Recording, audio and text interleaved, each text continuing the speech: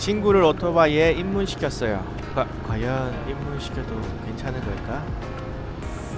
안녕하세요, 바리니입니다. 오늘은 예전에 제가 친구를 오토바이에 입문을 시키고 함께 처음으로 달렸던 날의 영상을 다루어 볼까 해요.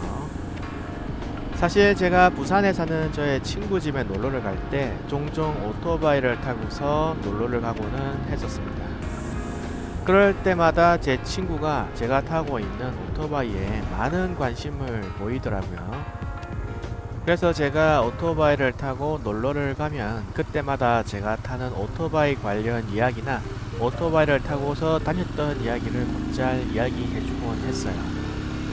근데 이 친구도 참 고마운 게 항상 제 이야기를 흥미를 갖고 잘 들어주고 이것저것 질문도 잘 던져주고 해서 항상 제가 재밌게 이야기를 했었는데 어느 날부터 진지하게 입문을 생각을 하더라고요.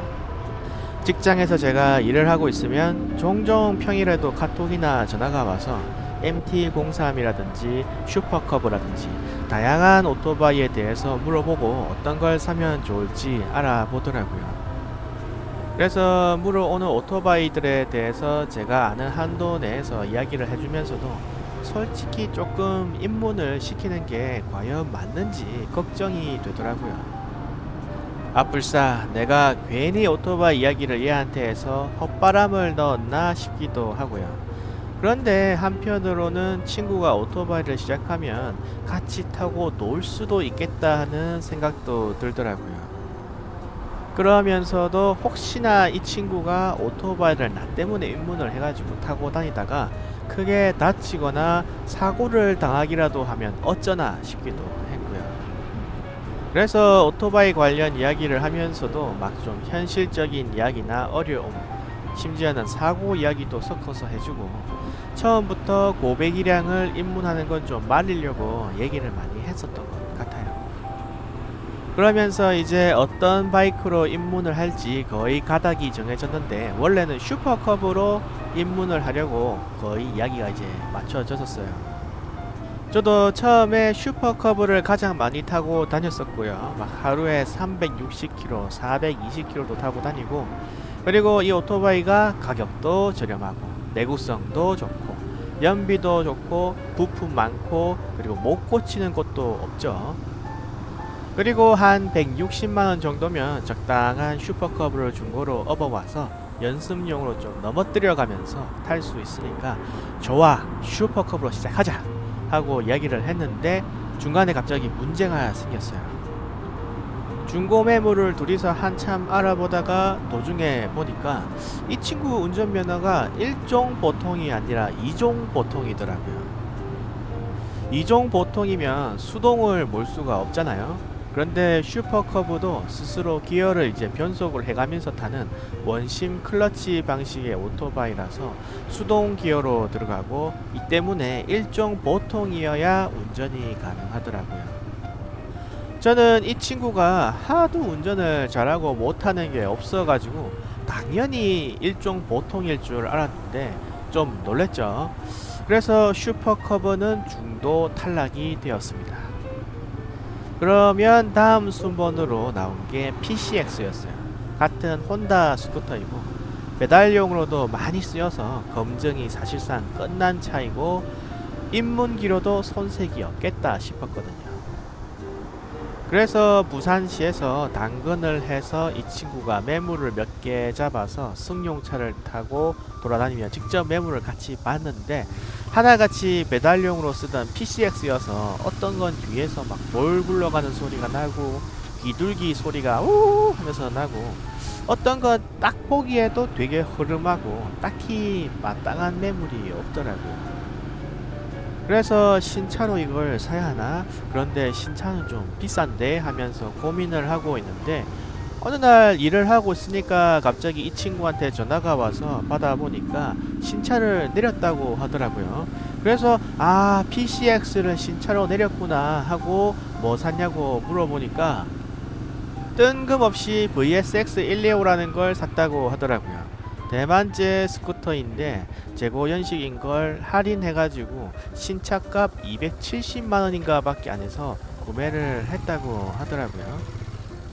그래서 도대체 이게 무슨 스쿠터인가 싶어서 보니까 너무 터무니없는 회사 거는 아니고 그래도 SYM 브랜드 스쿠터더라고요. 심이라고 하죠, 대만에. Z14인가 하는 스쿠터의 후속작이라고 하는데 그래도 검색을 해보니 나름 타는 사람이 조금 있는 스쿠터더라고요.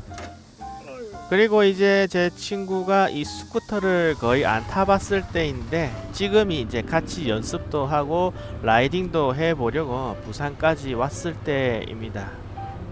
저기 앞에 가는 게 제 친구인데 이때까지만 해도 완전히 초보일 때고 아마 스쿠터 타고 100km도 안 움직여 봤을 때일 거예요. 그래서 엄청나게 천천히 다녔는데 그래도 친구랑 전화로 통화를 하면서 낭낭바리로 여기저기 쏘다니니까 이것도 나름 또 재미가 있더라고요. 사실 저는 고집도 세고 조금 외골수적인 기질이 있어요. 그래서 뭐랄까 한번 무언가를 시작을 하면 무조건 끝장을 보려는 그런 기질이 있어가지고 하나만 쭉 파는데 이게 살다 보니까 좀 안 좋은 성격이더라고요.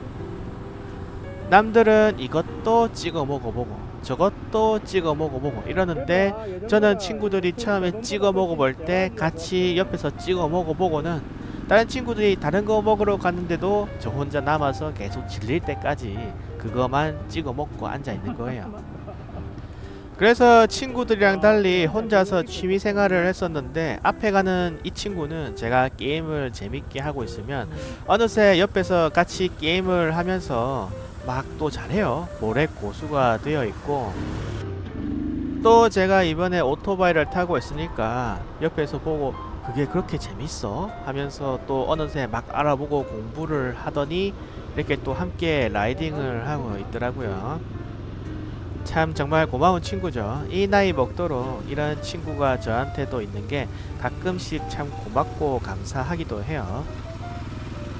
단점이 있다면 저는 합천에 살고 친구는 부산에 산다는 정도죠. 솔직히 오토바이로 타고 다니기엔 거리가 좀 있어서 아주 자주 만나기는 좀 힘이 들더라고요. 그래서 잘해야 몇 달에 한번 내려와서 만나고 놀고 맛있는 것도 먹고 자고 올라가는 수준인데 그래도 참 재미가 있습니다. 너무 자주 만나면 또 할 이야기가 없지 않을까요?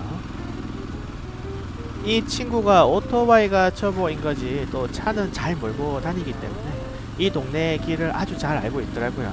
그래서 시내를 피해서 이런 산길로 다니다가 부산 근처에 일광해수욕장이라고 하는 데가 있다고 거기가 바다가 참 좋다고 해서 오토바이를 타고 거기로 가기로 했습니다. 그리고 참 내비게이션으로 검색해서 다니면 큰 도로로만 안내를 해주잖아요. 최단 거리로 큰 도로로 해서만 이제 내비게이션이 안내를 해주는 편이라서 시간도 오래 걸리고 정체에도 자주 걸려서 고통을 받는데 토박이인 이 친구를 따라서 다니니까 골목골목 부산 골목골목으로 다녀서 정말 금방금방 이동을 하더라고요. 이걸 보고 아직은 내비게이션이 사람을 이길 수가 없구나 하는 생각이 들었고 또 부산 분들이 합천 모토라드에 종종 오시는데 집에 금방 되돌아가시더라고요. 그래서 집도 먼데 어떻게 저렇게 빨리 돌아가시나 하고 생각을 했었는데 이렇게 골목길을 잘 알고 이용을 하니까 그런 거구나 싶기도 했습니다. 시속 60도 될까 말까 한 느린 속도로 차들의 방해가 안되게 조심조심 계속 달려서 결국 일광해수욕장에 도착을 했습니다. 어우 푸른 바다가 너무 이쁘고 좋죠.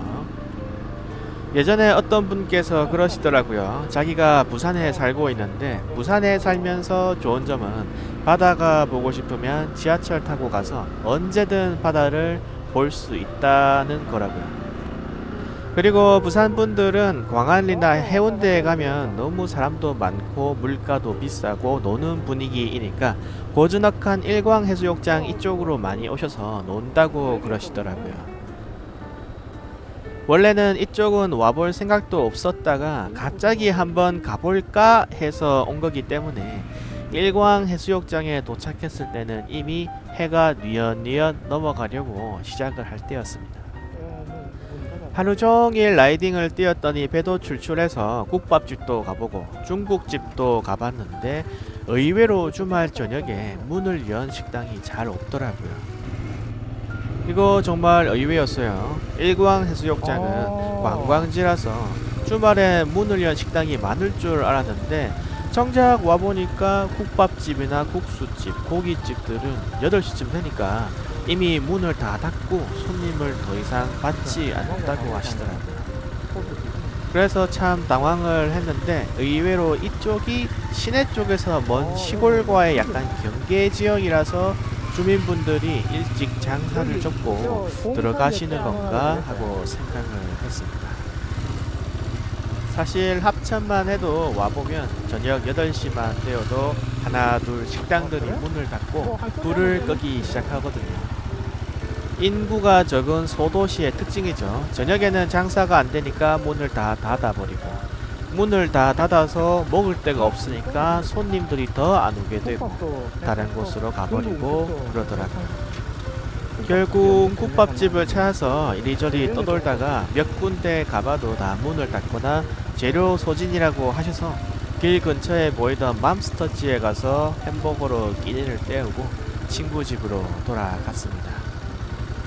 비록 만나는 거는 못 먹었지만 그래도 친구와 간 첫 라이딩에서 본 바닷가는 지금도 좋은 기억으로 남아있네요. 내년에는 수영복과 튜브도 준비를 해서 다시 와보자고 둘이서 이야기를 하고 맘스터치에서 싸이버거 세트를 먹고 돌아왔었는데 이때는 더운 계절이어서 밤에 돌아올 때는 시원해서 또 좋았던 기억이 있습니다. 지금은 친구도 벌써 스쿠터로 입문을 한 지 3달이 넘게 지났어요. 그래서 굉장히 잘 타고 다니고 있고 마치 자기 수족처럼 다루는 것 같더라고요. 다만 걱정이 있다면 친구가 스쿠터를 타고 배달에 도전을 했는데 하루에 몇 개씩만 배달을 해도 돈이 제법 되니까 이게 상당히 또 재미가 있었나봐요. 그래서 2달 넘게 부산에서 스쿠터로 배달을 뛰고 있는데 다행히 지금까지는 별다른 사고는 없었지만 그래도 다른 곳도 아니고 부산에서 배달을 한다고 하니까 좀 걱정이 되기도 하네요.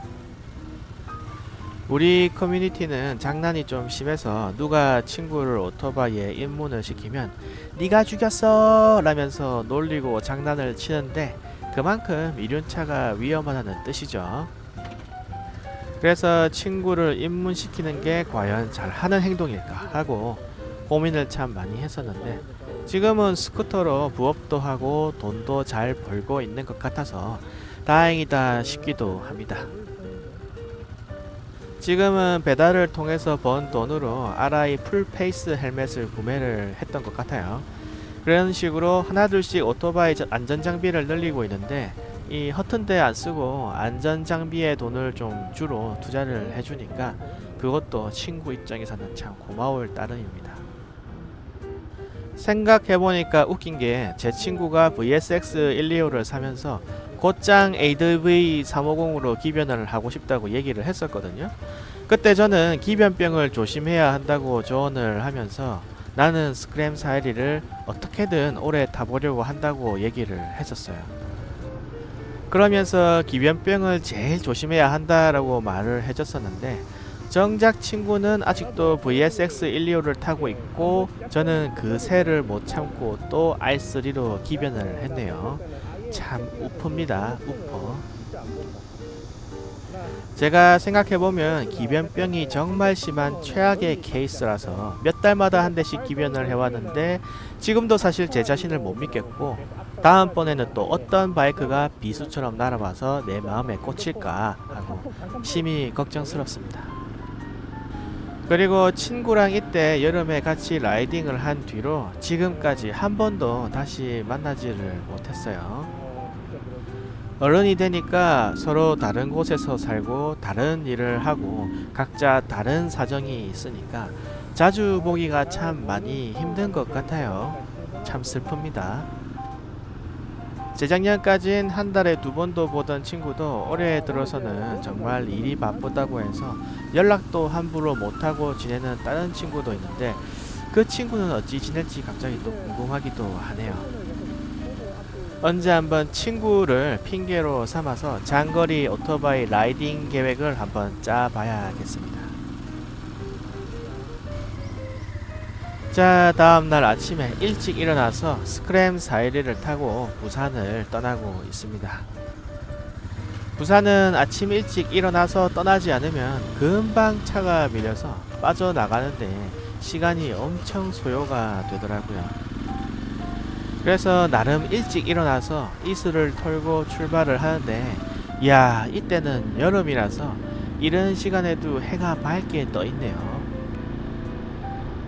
자, 이렇게 오늘은 친구를 오토바이에 입문을 시키고 같이 첫 라이딩을 떠났던 영상을 한번 다루어 보았습니다. 친구가 앞으로도 아무런 사고 없이 무사히 잘 오토바이를 타기를 기원하면서 오늘 영상은 소소하게 여기서 마무리를 지을게요. 여러분 항상 건강하시고요. 알라무복 하시길 바랍니다. 도로 위에서 뵙겠습니다. 영상